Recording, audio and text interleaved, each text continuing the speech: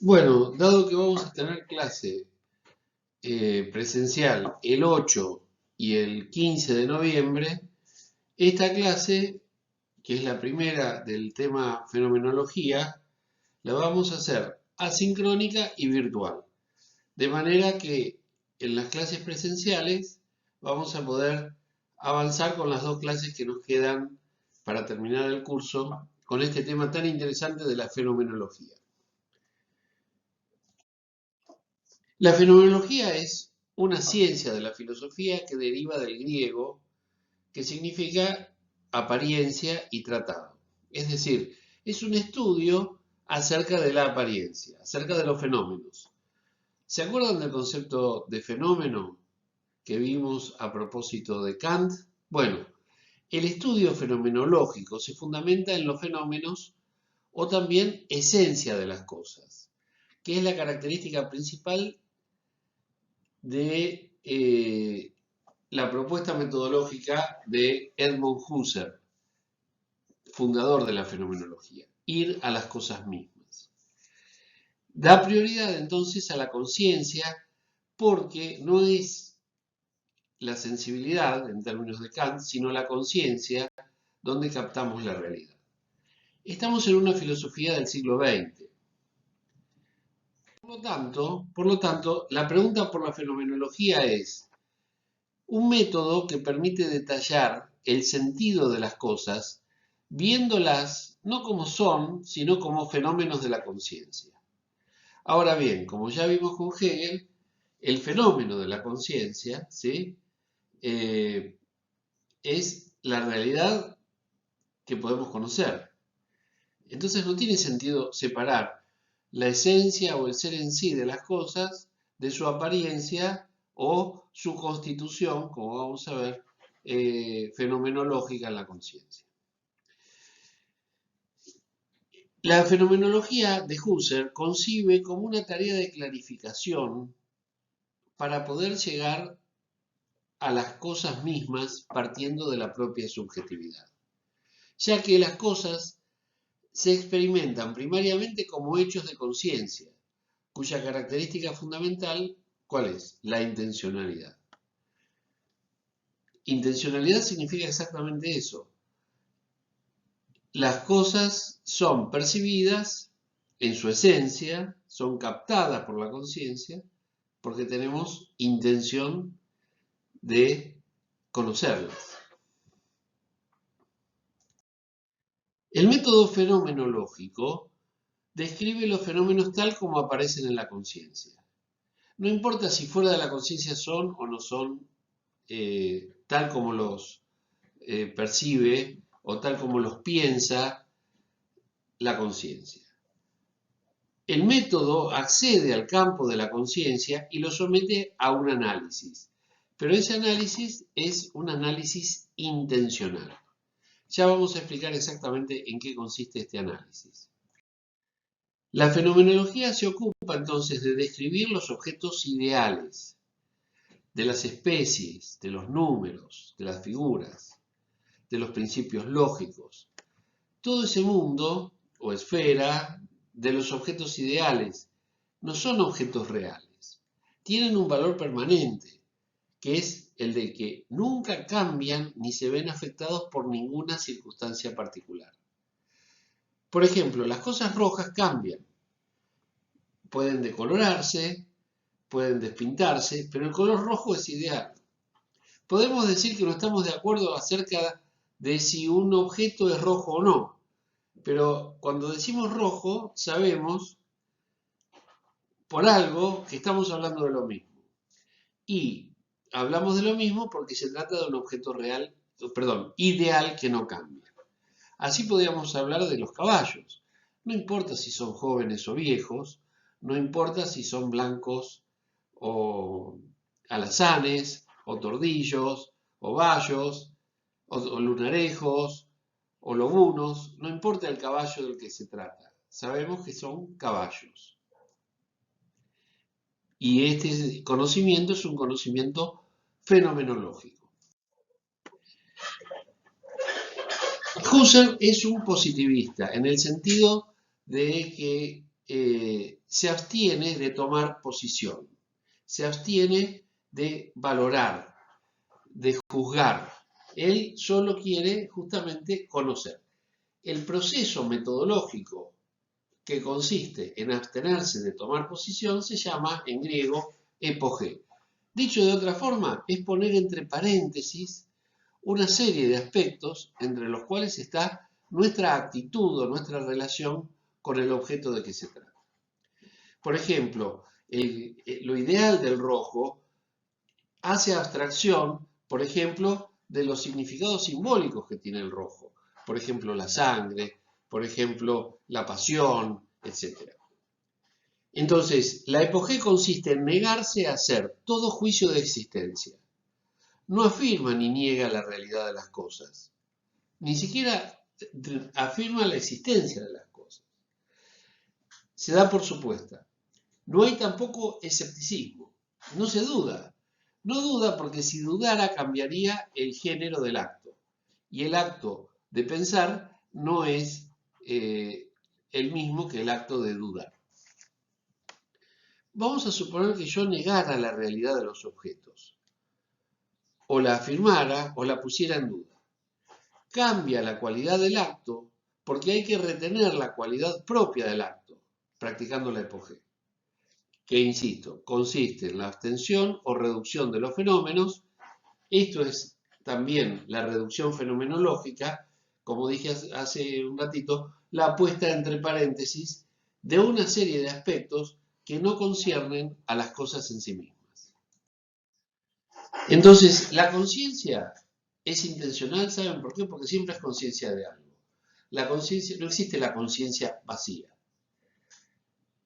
El ejemplo es el yo, ¿sí?, que es el sujeto fenomenológico, presenta un acto y una cualidad. Ese acto y la cualidad se refieren al objeto intencional, es decir, al contenido de la conciencia. Por eso la conciencia es conciencia de algo. Fíjense que esto no es tan complicado de entender. Cuando decimos algo, lo que decimos es el contenido de lo que decimos. Bueno, cuando conocemos algo, eso que conocemos, ese algo, es el contenido de nuestra conciencia.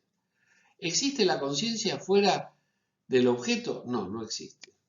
O mejor dicho, no tiene importancia si existe o no, porque la conciencia siempre es conciencia de algo, siempre es conciencia intencional.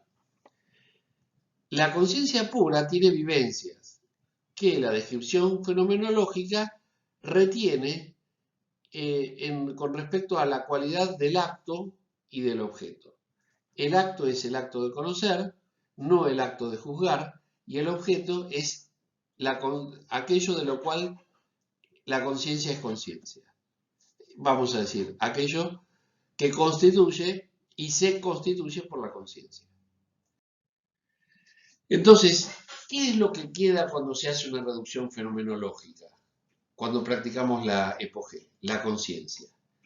Y la reducción de los fenómenos implica la necesidad de reducirse o purificarse para que la conciencia acceda a la esencia.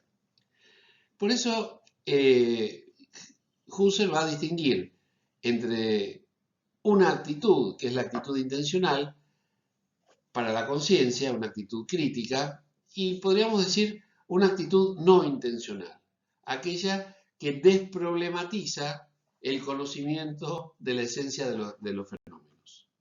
Veremos esto seguidamente. Hay dos formas de reducción para llegar a la conciencia. Una es la reducción eidética. Se capta de manera empírica y las esencias de las vivencias forman la conciencia pura. Esta es la conciencia eidética. Eidos o eidos del griego significa precisamente idea, ¿sí? Ahora, hay también una conciencia trascendental. Es el resultado de la reducción fenomenológica en la cual distinguimos la noesis o acción de la conciencia y el noema o contenido de esa acción. Entonces, la reducción fenomenológica forma la conciencia o la subjetividad. Y de ahí surge el mundo conocido. Como no podríamos vivir permanentemente practicando la reducción fenomenológica, hay, vamos a decir, una actitud despreocupada, aproblemática. Esa actitud, que también se llama el mundo de la vida, se distingue claramente del mundo, digamos, de la reflexión fenomenológica.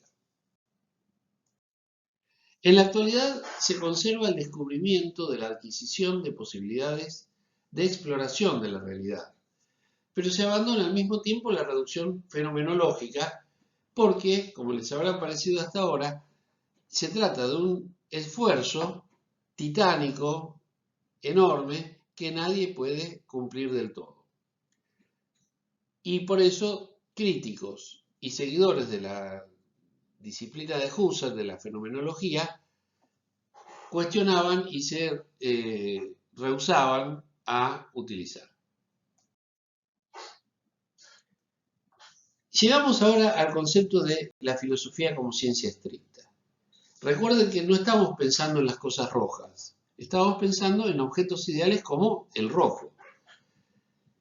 En medio de esta desventurada actualidad, no estamos, esto es una cita de Husserl, no estamos en una situación semejante a aquella en la que se encontró Descartes en su juventud. ¿No será tiempo, pues, de renovar su radicalismo? Es decir, ¿se acuerdan de Descartes? La duda metodológica, la duda metódica. Someter a una revolución cartesiana la inabarcable literatura filosófica con su confusión de grandes tradiciones. Se refiere a los empiristas, se refiere a Kant, se refiere a Hegel, entre otros. Y a los neokantianos que nosotros no vemos, pero que son prácticamente contemporáneos del propio Husserl. Entonces, lo que él propone es empezar con nuevas, lo dice en latín, meditaciones de prima filosofía. Es decir, volver al saber, sin supuestos que la filosofía no debería haber abandonado nunca. Vamos a seguir con estos temas la clase que viene, pero ahora me interesa circunscribir la fenomenología como algo distinto de la psicología. Y ahora vamos a ver entonces las críticas al psicologismo que formula la fenomenología de Husserl. Los principios lógicos no se refieren al comportamiento del sujeto psíquico en su actividad de pensar. Los principios lógicos no son leyes psicológicas. Las leyes psicológicas se formulan empíricamente por inducción y son más bien imprecisas y vagas, y es probable que con el tiempo cambien. En cambio, las leyes lógicas son absolutamente exactas y son independientes de la experiencia. Esto es, son a priori. La idea de ciencia señala que la filosofía debe constituir el sistema universal de todo el saber, de todas las ciencias y saberes. Y esto lo va a lograr a partir de la unidad de una fundamentación absoluta. La filosofía como unidad universal de las ciencias, incorporada en la unidad de dicha fundamentación absolutamente racional y lógica.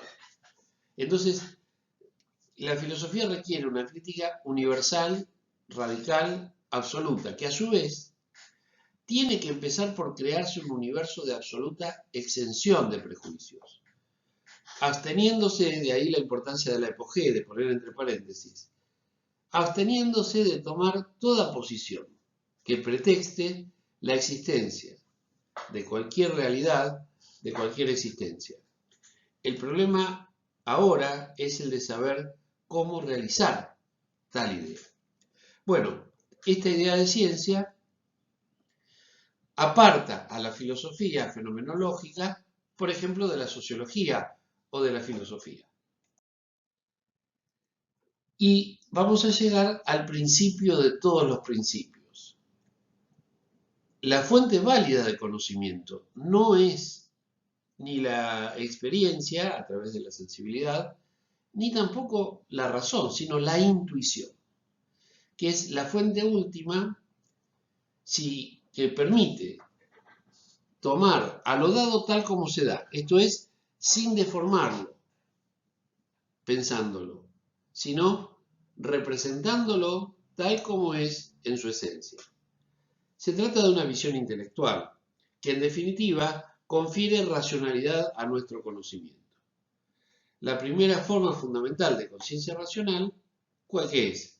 El ver, en alemán se dice sehen, en sentido metafórico, que originariamente da. Bueno, evidentemente la filosofía de Husserl ha fracasado, entre otras cosas porque no ha convencido a nadie de que era posible prescindir de toda consideración empírica en el conocimiento. A Husserl no le interesaba la ciencia moderna de la mensurabilidad, de la predicción de acontecimientos, sino entender exactamente qué es la esencia de las cosas. La ciencia moderna ha abandonado ese objetivo y por eso es que la filosofía de Husserl ha quedado, en cierta manera, al costado del camino. Lo que evolucionó fue la ciencia que no trabaja con objetos ideales, sino con objetos empíricos, que intenta resolver problemas empíricos, y no la ciencia fenomenológica que intenta resolver problemas ontológicos, al poder dar cuenta de la esencia de los entes.